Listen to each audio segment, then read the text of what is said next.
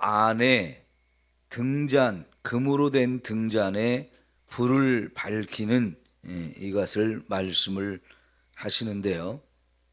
이것은 앞에서 우리가 7장에서 성전을 건축하고 낙성식 할 때에 하나님께서 각 지파의 족장들에게 수레와 소를 드리라고 했고, 또 은이나 금으로 만든 접시와 대접, 그리고 금그릇, 그리고 제사를 드릴 때 필요한 제물, 그래서 속죄제와 번제와 화목제와 소제에 필요한 제물을 드려서 성전 낙성식을 행하는 일을 하게 하셨습니다.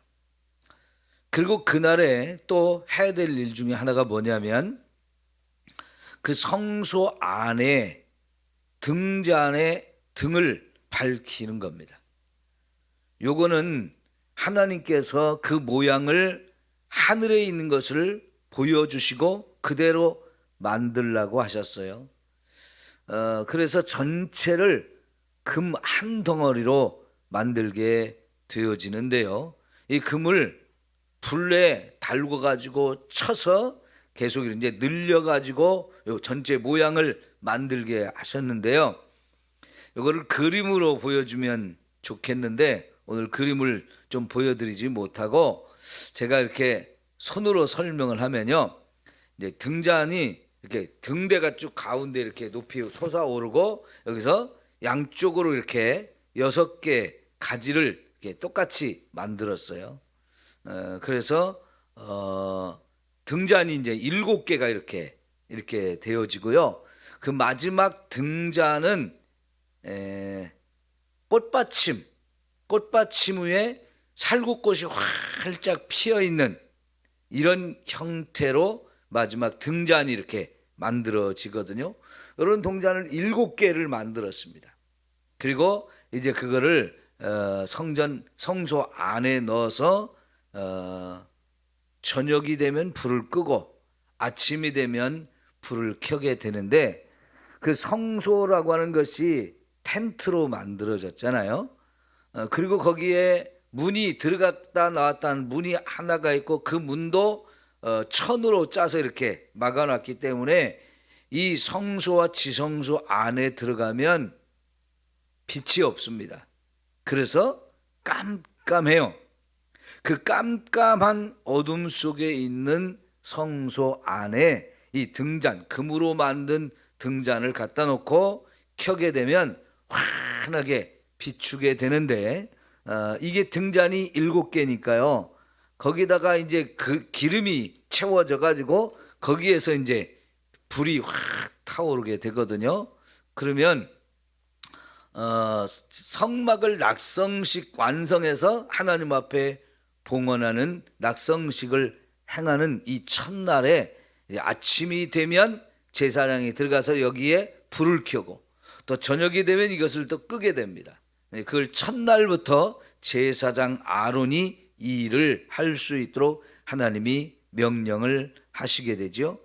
이 말씀을 통해서 우리가 오늘 몇 가지 깨달아야 할 부분이 있는데요. 우선 이 등대가 한 달란트라고 하는 금덩어리를 가지고 불에 달궜다가 이걸 자꾸 쳐가지고 전체를 한 덩어리로 만들었는데, 이 금으로 만들었다는 것은 저와 여러분의 믿음을 상징하는 겁니다. 그래서 우리가 우리 믿음을 표현할 때 금보다 귀한 믿음이라고 이렇게 표현하죠. 그래서 전체를 한 덩어리에 금으로 만들었을 때 이거는 순금이거든요. 그래서 저와 여러분이 순금같이 아주 정결한 그런 믿음, 귀하고 아름다운 믿음을 말씀을 하는 것이고요. 여기에 등잔을 7개를 만든 것은 성경에서 7을 하면 완전수, 완성된 것, 충만한 것, 이런 걸 말하는데요. 그래서 이 불이 환하게 밝혀짐으로 인해서 어둠을 몰아내고 빛으로 환하게 비춰지는 것을 말합니다. 특별히 7개의 등잔을 이렇게 켜라고 하는 것은 등잔 하나보다는 7개가 훨씬 더 환하겠죠. 그래서 여러분, 이제 결국은 이 어둠으로 가득한 성소 안을 빛을 비추어서 환하게 비춰가지고 그 어둠을 다 몰아내야 되는데, 이 빛을 하나를 켜서 밝히는 것보다는 7개 완전수로 채워서 환하게 비추게 되면 그 안에 더욱 환해질 수가 있는 거예요. 빛으로 가득 찰 수가 있는 거죠.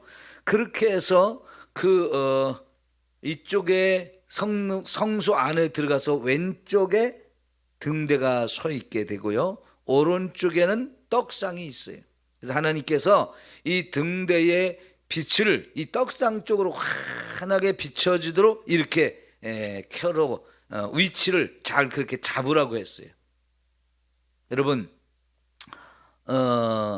그러니까 말이죠, 결국 이제 이 빛이 예수님을 의미하고 또 저와 여러분 한 사람 한 사람을 의미하고 교회를 의미하는 것인데, 우리 한 사람 한 사람이라면 연합해야 빛이 더 환하게 밝혀질 수 있는 거예요.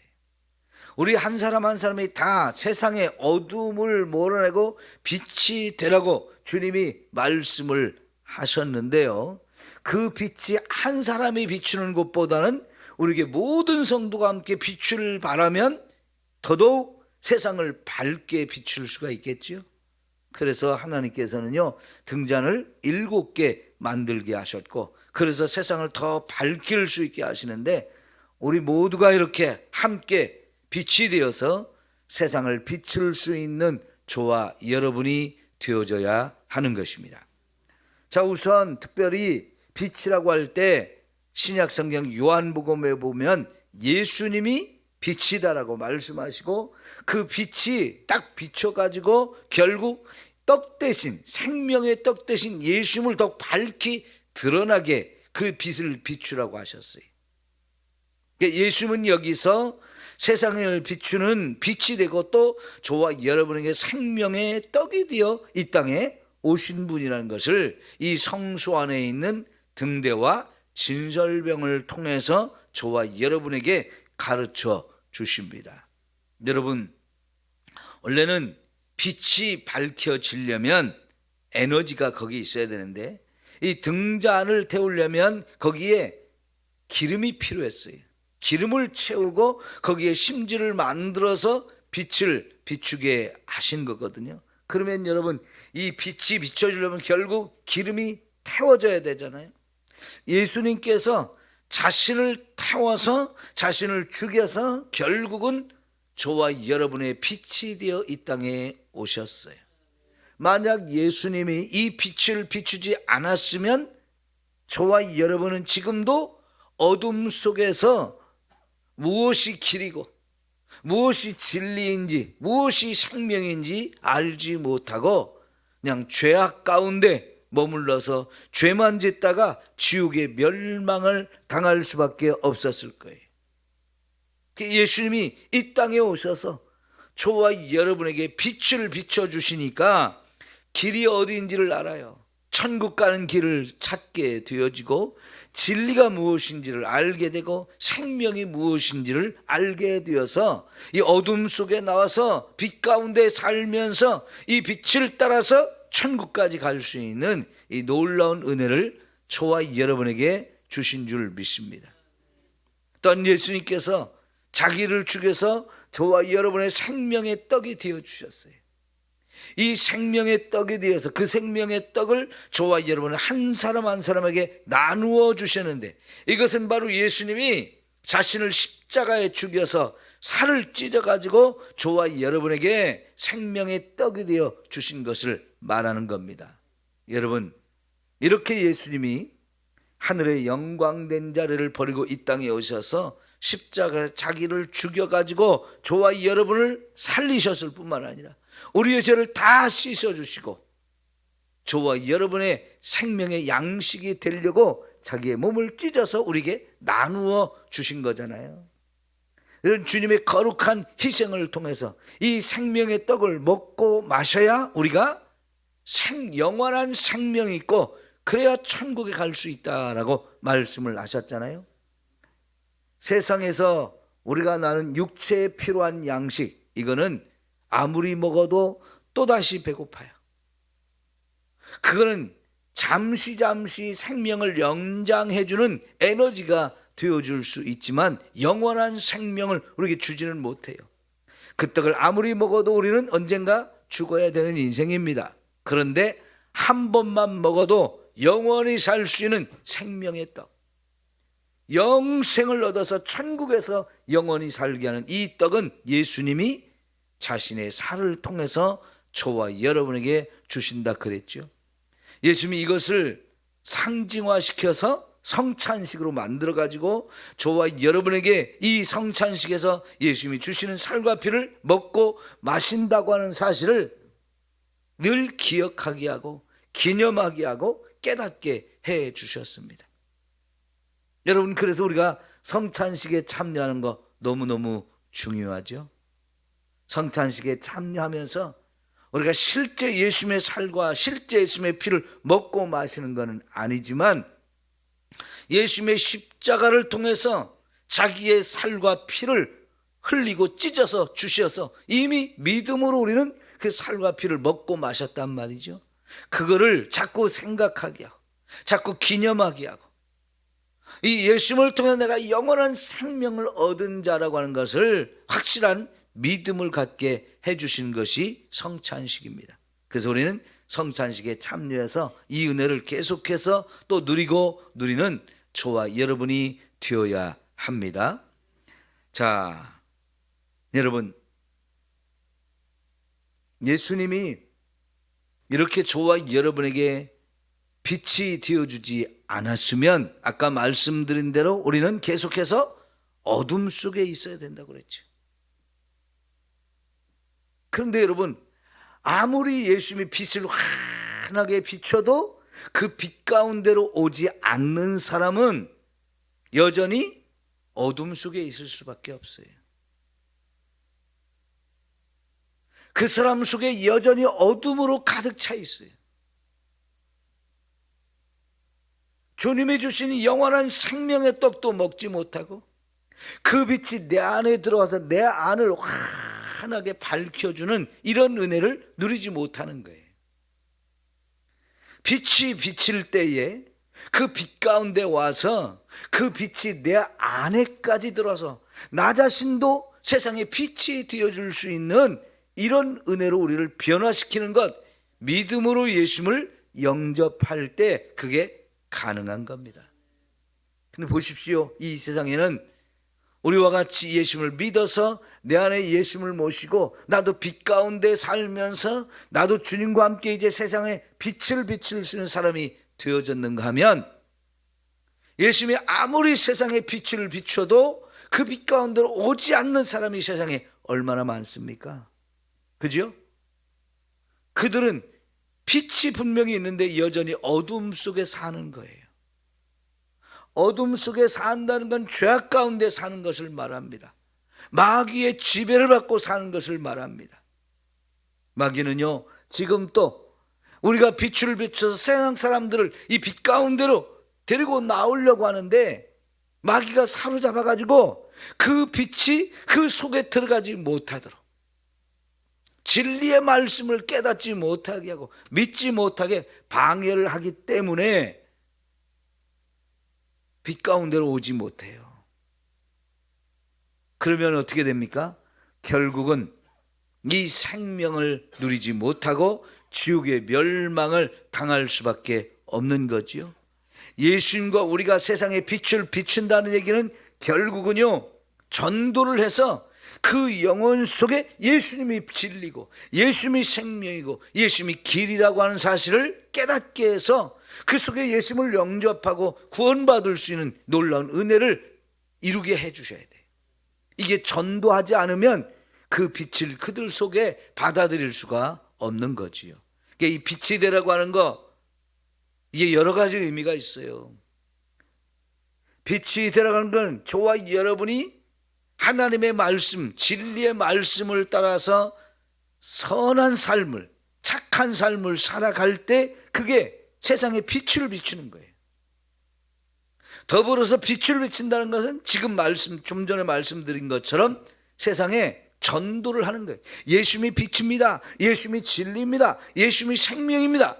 이 예수님을 믿어야 우리가 구원을 받을 수 있고 죄를 이기고 죄 가운데서 벗어나서 저 생명의 나라 천국에 가서 영원히 살 수 있습니다. 이걸 가르쳐 주어서 그들도 예수님을 영접해서 구원받게 하는 이 전도, 이게 바로 가장 중요한 빛을 비추는 일인 줄 믿습니다. 더불어서요, 우리가 세상에 빛을 비춘다는 것은 어둠과 싸우는 거예요. 왜 세상이 어두울까요? 사탄이 하나님과 우리 사이를 가려가지고 우리를 죄를 짓게 만드는 순간부터 그 죄가 우리를 어둠 속에 있게 만들었어요. 죄가 어둠이거든요. 죄가 우리 마음에 가득 차고 그 죄가 우리 눈을 멀게 하고 귀를 멀게 해가지고 우리를 어둠 속에 있게 만들고요. 사탄은 지금도 계속해서 하나님을 대적하게 만들고 하나님이 없다고 부정하게 만들고 하나님 뜻과 상관없는 죄의 길로 자꾸만 우리를 끌고 가다 보니까 세상은 점점 죄가 관영해서 어둠이 가득한 거예요. 이 세상에는 우리를 죄를 짓게 하는 온갖 유혹들이 가득하잖아요. 사탄이 세상에 심어놓은 악한 생각들이 세상에 가득해서 지금도 수많은 사람들이 그런 악한 사탄의 생각들에 사로잡혀서 어둠이 가득한 거예요. 그런 어둠을 물리치는 일, 어둠과 싸우는 일, 그래서 진리를 가르쳐주고 진리가 무엇인지를 세상에 보여주는 일, 이게 바로 이제 빛을 비추는 일인데요. 그러기 위해서는 하나님의 진리의 말씀을 세상에 자꾸 전해줘야 돼요. 그리고 그게 이제 우리가 전도라고 하면 또 다른 의미에서 빛을 비추는 건 뭐냐면 하나님을 대적하는 사상들, 악한 사상들, 죄를 짓게 만드는 생각들, 이런 것들이 진짜 이게 잘못됐다는 것, 이게 거짓이라는 걸 우리가 드러내기 위해서 진리를 자꾸 전해주는 것, 이게 바로 여러분 빛을 비추는 일이에요. 대표적으로 우리가 쉽게 이해할 수 있는 게 사탄은 동성애가 좋은 거라고 얘기를 해요. 여러분, 청소년 성문화센터라고 하는 것을 여성가족부에서 자꾸 청소년 문화센터를 만들고 거기에 교사들을 가르쳐가지고 거기에 학생들이 오면 청소년들에게 가르치는 내용들이 뭐냐면 인간은 성을 즐기게 되어 있다는 거예요. 인간 자신에게 성욕이 있는데 그 성욕을 누르지 말고 제한하지 말고 어렸을 때부터 자유도 마음껏 하면서 성적인 쾌락을 즐기고 또 이렇게 어렸을 때부터 내가 남자와 여자가 만나서 성적인 관계를 맺고 싶으면 언제든지 맺으라는 거예요. 그래서 거기서 쾌락을 느끼고 그것이 행복하다는 거예요. 그걸 자꾸 가르쳐요.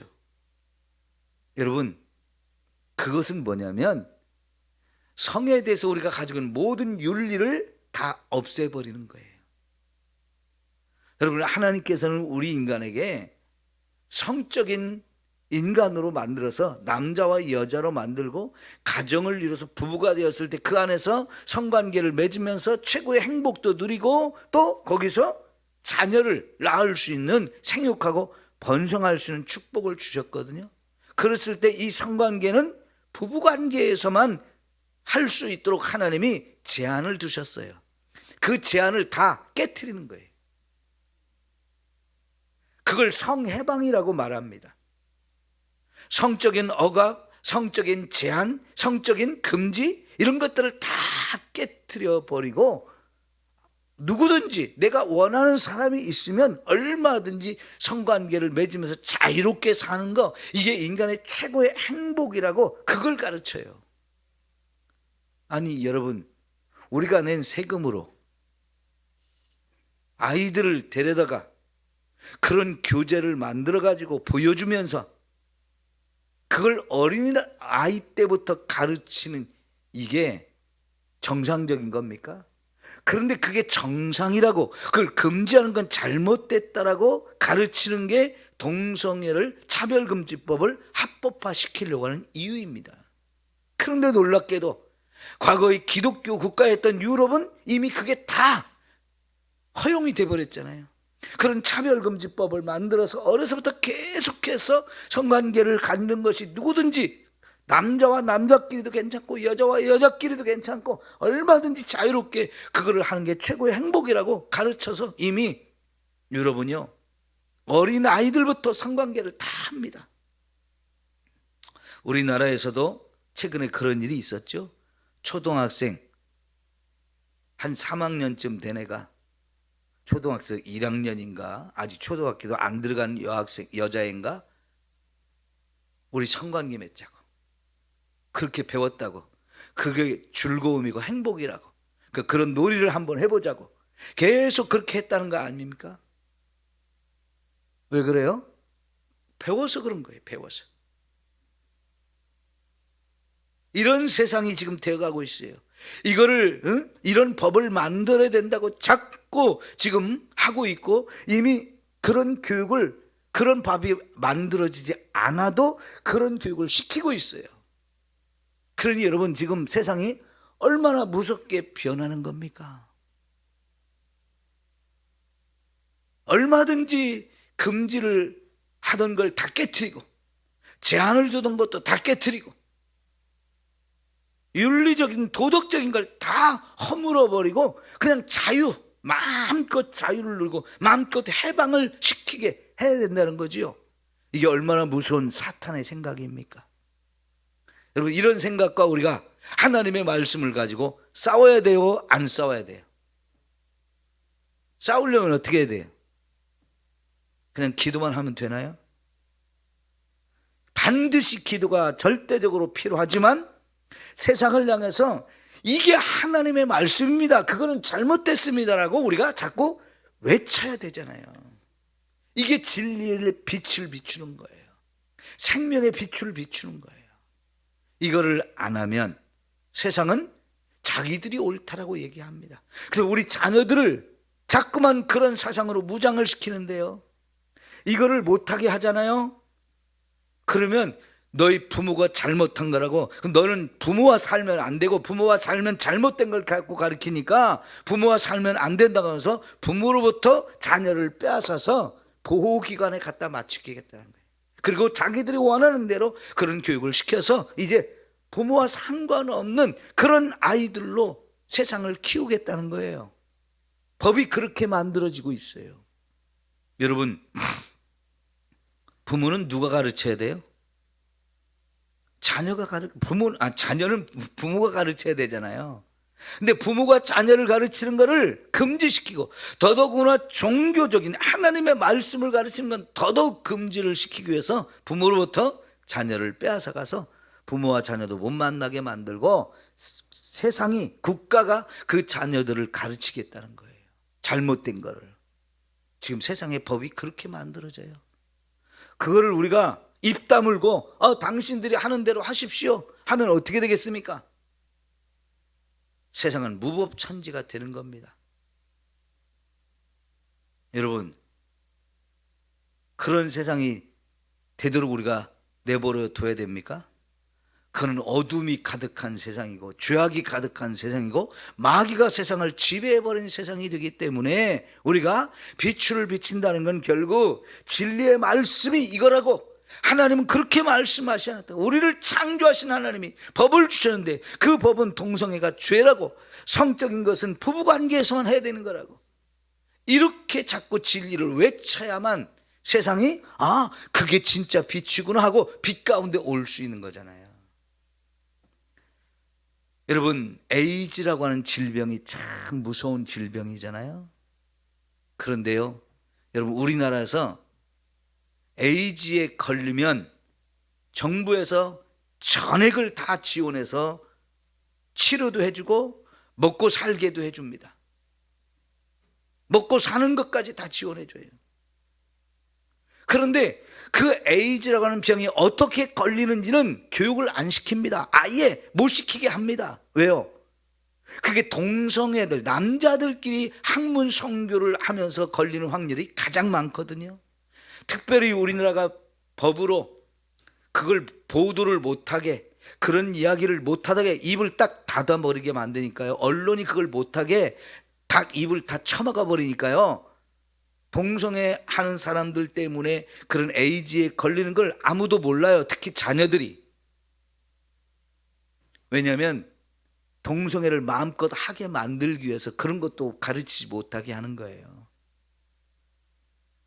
그래서 다른 외국에는 이 에이즈라고 하는 병이 걸리는 일이 자꾸만 줄어들고 있습니다. 정부에서 교육을 하고 치료를 잘하고 해가지고 줄어들고 있는데, 특히 전 세계에서 우리나라만 계속해서 동성 연애자들이 늘어나고, 그리고 에이즈에 걸리는 사람이 점점점 늘어나고 있어요.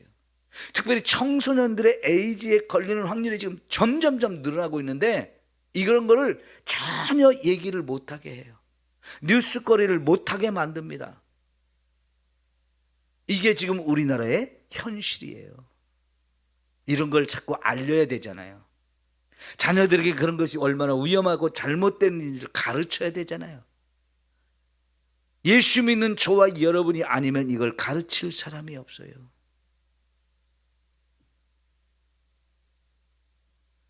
이거를, 하나님의 진리의 말씀을 세상에 자꾸 외쳐야, 아, 그렇구나 하고 이제 빛 가운데로 오는데요. 에이즈에 걸려서 고생을 하고 막 죽어가면서, 그때서야 왜 우리한테 이 동성연애를 할 때 에이즈에 걸린다는 것을 왜 안 가르쳐 주냐고 그때 후회를 하고 세상을 향해서 원망을 해요. 이걸 안 가르쳐 주니까 우리가 잘못된 길로 갔다가 이런 병에 걸려서 이렇게 비참하게 죽는 거 아니냐고 그때서야 후회하고 그때서야 세상을 원망하고 있어요. 여러분, 진리는 자꾸 외쳐야 돼요. 빛을 비추라고 하는 거잖아요. 우리가 입 꼭 다물고 있으면 세상은 여전히 어둠 속에 있어요. 진리를 알지 못해요. 이게 빛을 비추는 겁니다. 동성연애가 하나의 예고요. 그 말고도 세상에 온갖 마귀가 뿌려놓은 것들이, 그래서 세상을 어둡게 만드는 일들이 얼마나 많습니까? 결국은 온 세상을 멸망하게 만드는 거거든요. 저와 여러분이 진리의 말씀을 잘 깨닫고 그 진리의 말씀을 세상에 자꾸 전해주어야 세상에 어둠을 밝히고 사람들을 진리 가운데로 이끌어서 생명의 길, 구원의 길로 가게 이끌어줄 수 있는 겁니다. 기도합시다. 제가 오늘과 목요일 이틀에 걸쳐서 백내장 수술을 합니다. 그래서 이번 주간에는 계속해서 이영규 목사님이 말씀을 전하실 거고요. 오늘 이영규 목사님은 아버님이 오래전에 교통사고로 장애를 입었는데 다리가 이렇게 양다리가 균형이 맞지 않아서 특수 신발을 신어야 되는데, 오늘 아버님 모시고 서울 가서 신발을 또 다시 맞춰야 되는 일이 있어서 가셨습니다. 또 모든 예배 이번 한 주간 이영규 목사님이 인도할 수 있도록 여러분이 기도해